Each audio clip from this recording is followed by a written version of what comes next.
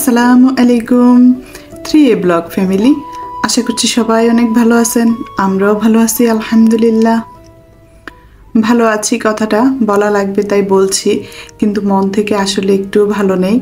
যখনই TV news দেখি এত খারাপ লাগে। গাজাবাসীর উপর এইভাবে হচ্ছে আক্রমণ হচ্ছে। কিছু কিছু দৃশ্য তো আছে এমন, যা দেখলেই হচ্ছে চোখ দিয়ে পানি চলে আসে, আর থাকতে পারি না। খুব খারাপ লাগে আসলে। তো একটাই কথা, আল্লাহ তুমি রহম করো, আল্লাহ ওদের উপর হচ্ছে রহমত দান করুক। ওরা খুব দ্রুত যেন ওদের হচ্ছে একটা স্থিতিশীল পরিস্থিতি চলে আসে। খারাপ লাগে আর কি। এখন আমি একজন সাধারণ জনগণ, যেটুকু বলতে পারি ওইটুকু হচ্ছে বলার চেষ্টা করি। এর বেশি কিছু বলতে চাই না, বলতে পারিও না। তো যেটা খারাপ লাগে সেটাই আর কি। আমরা জানি গত 7 এপ্রিল সারা পৃথিবী জুড়ে নো ওয়ার্ক নো স্কুল কর্মসূচি পালিত হয়েছে। সেই সাথে গ্লোবাল স্ট্রাইক ফর প্যালেস্তাইন পালিত হয়েছে। স্ট্রাইকের কারণে অনেক ভাঙচুর হয়েছে, লুটপাট হয়েছে, যেটা দেখে একটু ভালো লাগেনি। তো দেখা গেছে যে আমরা বয়কট করব, হ্যাঁ কিনবো না ওদের পণ্য, ওরা চলে যাক আমাদের দেশ থেকে। না কিনলে অ্যাভয়েড করলে তো হয়। এত ভাঙচুর করে যে কি রকম একটা পরিস্থিতিটাকে আরো ঘোলাটে করে ফেলছে আর কি জনগণ।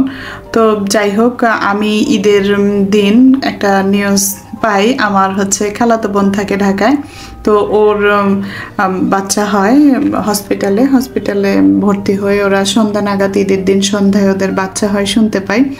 আলহামদুলিল্লাহ বোন ভাগিনা দুইজনই সুস্থ আছে, ভালো আছেন, ছেলে বাবু হয়েছে। তো এটা শুনতে পাওয়ার পরে মনটা খুব অস্থির ছিল যাওয়ার জন্য, এক নজর দেখে আসি। এদিকে ঈদের দিন তো চলে গিয়েছিলাম আমার ননদের বাসায় সেরকম রান্নাবান্না করিনি। আমাদের সাথে তো আমাদের হুজুর আছেন এখনো, মানে যখনকার ভিডিও আর কি, যেদিনকার সেদিন। তো হুজুর শুক্রবার পর্যন্ত ছিলেন আমাদের সাথে। তো হুজুরও আছেন আমাদের বাসায়ও, রান্না করিনি। তো সেই উদ্দেশ্যেই হচ্ছে রান্নাটা করছিলাম।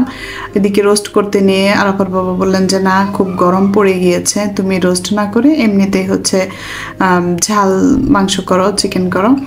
আর পোলাও চালটা এই যে ভেজে যতক্ষণে হচ্ছে ঝরঝরে হয়ে গিয়েছে ততক্ষণে পরিমাণ মতো পানি দিয়ে দিচ্ছি আর কি। আর রান্নাবান্না কি বলবো, এগুলো তো আপনারা সবাই আমার থেকে আরো ভালো পারেন, পারফেক্ট রাঁধুনি সবাই। তো আমি এমনি হচ্ছে যা যা করছি সেটা দেখাচ্ছি আর কি। সাথে একটু ডেজার্ট কিছু হলে ভালো লাগে। পোলাও মাংস খাওয়ার পরে কিন্তু একটু মিষ্টি জাতীয় কিছু খেতে ভালো লাগে। তো হঠাৎ করে হচ্ছে কি রান্না করব, আর রান্নাঘরে আসতে আসতে আজকে দেরি হয়ে গিয়েছে, গরম পড়ে গিয়েছে, ভালো লাগছিল না। তো এই যে আরাফার বাবা ঈদের আগে ফালুদা পেনি এগুলো মিক্স নিয়ে এসেছিলেন। আসলে ঝটপট রান্না করার জন্য আমি বলেছিলাম আনার জন্য, কিন্তু করা হয়নি আর কি। এটা তো একদম হচ্ছে ঝটপট হয়ে যায়। 1/2 কেজি একটা প্যাকেট ছিল, ওটা খুলে বলক দিয়ে দিয়েছি। বলক আসার পরে এখন হচ্ছে ফিরনি মিক্সটা মিশিয়ে দিচ্ছি। আর মেশানোর পরে একটু নেড়ে চেড়ে দিতে হয়, কেননা এটা হচ্ছে সব কিছু মিশানো থাকে, লেগে যায় যদি। আর বাদাম বা কিশমিশ এক্সট্রা কিছুই দিতে হয় না। তারপরে যদি হচ্ছে কারো খেতে দিতে মন চায় দিতে পারেন, কিন্তু আমার কাছে মনে হয়েছিল আর কিছুই লাগবে না, 1/2 কেজি দুধের সাথেই সুন্দরভাবে হয়ে যায়। আর কেউ যদি আর একটু ভালো করে ক্ষীর করতে চান, সেক্ষেত্রে 1 কেজিকে জাল করে 1/2 কেজি করে তারপর হচ্ছে দেওয়া যায়।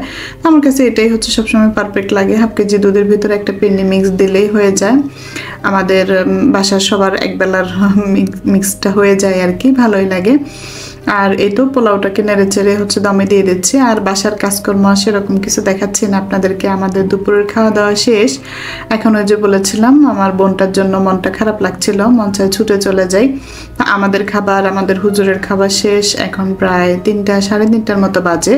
তো আমার মেয়েকে নিয়ে যেতে চেয়েছিলাম, আরাফাকে নিয়ে। আরাফা ওদিকে রেডি হচ্ছে, আর এদিকে আমি ওর জন্য একটু একটু করে খাবার নিয়ে নিলাম। আসলে হঠাৎ করে শুনতে পেয়েছি তো, আর কি নেব বাইরে থেকেও, তো ঈদের পরের দিন দোকানপাট সেরকম খোলেনি, কি নেব। তো আমি ভাবছিলাম যে এখন যেহেতু রান্না করেছি, গরম গরম একটু নিয়ে যাই, খেতে পারবে, ভালো লাগবে। তো চলে যাচ্ছিলাম। এখানে হচ্ছে আরাফার বাবাকে নিব না, আরাফার বাবার কাছে হচ্ছে ছুটি চেয়েছি কিছুক্ষণের জন্য। উনি বলছেন ঠিক আছে আমি আবরারকে রাখবো, তুমি আরাফা আর আরহানকে নিয়ে যাও। আর আরহানকে একটু খাইয়ে দিচ্ছিলাম, সাথে আমিও একটু খাচ্ছিলাম। মাশাল্লাহ অনেক মজা হয়েছে, আসলে ঝটপট পিন্নি মিক্সটা হয়ে যায়, বেশ ভালো লাগে। তো এই তো আরহানকে রেডি করে দিচ্ছিলাম। আপনারা কেউ মাশাল্লাহ বলতে ভুলবেন না, এত সুন্দর লাগছিল মাশাল্লাহ। এত সুন্দর করে করে ঈদের সময় এত জায়গায় বেরিয়েছি, বেশি দুষ্টুমি করেছে। এখন ওর খুব ঠান্ডা লেগে গিয়েছে, বর্তমানে অসুস্থ, যেমন জ্বর তেমন কাশি। এই যে ভিডিও এডিট করতে এসে বলছিলাম বেশি দুষ্টুমি করেছে, তাই এখন অসুস্থ হয়ে পড়ে আছে। গত কয়েকদিন থেকে খুবই অসুস্থ। আমি আর এডিটিং করতে পারছিলাম না। এই যে ঈদের দ্বিতীয় দিনের ভিডিও নিয়ে এখন আসলাম আপনাদের সামনে। মাশাল্লাহ চশমাটা যেমন পরেছে, যেমন রং ঢং করেছে, চশমাটাকে ছিঁড়েও ফেলেছে। হসপিটাল থেকে আসতে আসতে চশমাটা আর নাই, ভেঙে ফেলেছেন উনি। তারপরে যে যাচ্ছিলাম আর রেডি করে আরাফা আর আমি বের হয়ে যাচ্ছিলাম আর কি। এখান থেকে আমাদের বাসার কাছেই হসপিটাল, তো চলে যাওয়া যাবে। আমি আরাফা পারবো একাই যেতে। আর সিএনজিতে ওঠার পরে মনে হচ্ছিল ঘুমিয়ে যাচ্ছে, কিন্তু আসলে না, ও নড়ে চড়ে আবার আমাকে বলছে। আমি বলছিলাম বেবি আপনি কিন্তু ঘুমাবেন না, তো ঘুমাচ্ছে না, একটু তাকিয়ে তাকিয়ে দেখছিল আর কি।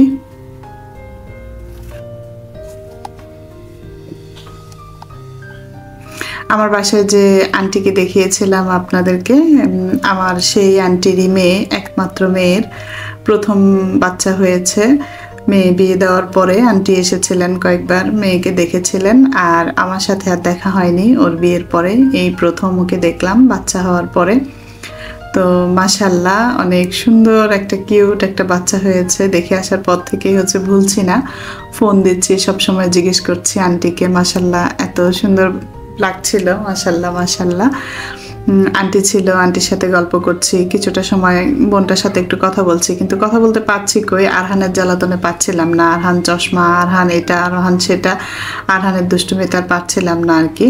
তো কোলে নিয়ে একটু ছবি তুলছিলাম, ছবি তুলে আমাদেরকে দেখাবো বা আমার কাছে রেখে দেবো আর কি, স্মৃতি হিসেবে। বারবার প্রথম মা হওয়ার দিনটির কথাই মনে পড়ে যাচ্ছিল। আমার আরাফা যখন হয়েছিল সেই দিনটাই মনে পড়ছে, প্রথম মা হওয়ার দিনটা।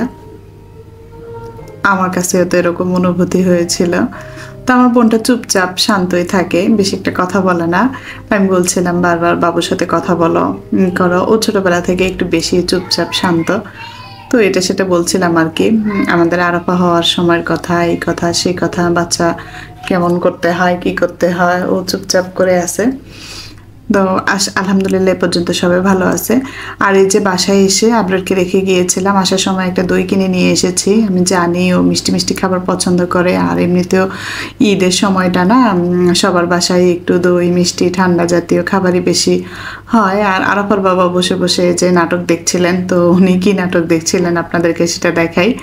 উনি এই যে ঈদের ছুটিটা কাটিয়েছেন এই সম্পূর্ণ এইসব নাটক দেখে, আগের দিনের নাটক, সেই হুমায়ুন আহমেদের নাটক, হানিফ সংকেতের নাটক, এগুলো দেখে দেখে তারপরে ইত্যাদির বেশ কয়েকটা পার্টও দেখে ফেলেছেন বসে বসে। এভাবে উনি ছুটি কাটিয়েছেন আর কি। তো ঈদের পরবর্তী দিনগুলো আজকে আপনাদের সাথে তুলে ধরলাম। আশা করছি আপনাদের ভালো লাগবে। ভালো লাগলে প্লিজ ভিডিওটিতে একটি লাইক দিবেন, আর যদি বেশি ভালো লেগে থাকে চাইলে আমার চ্যানেলটিকে সাবস্ক্রাইব করে রাখতে পারেন। তা আজকে এই পর্যন্তই। আপনাদের সবার শুভকামনা করি, আপনারা সবাই ভালো থাকবেন। আল্লাহ হাফেজ।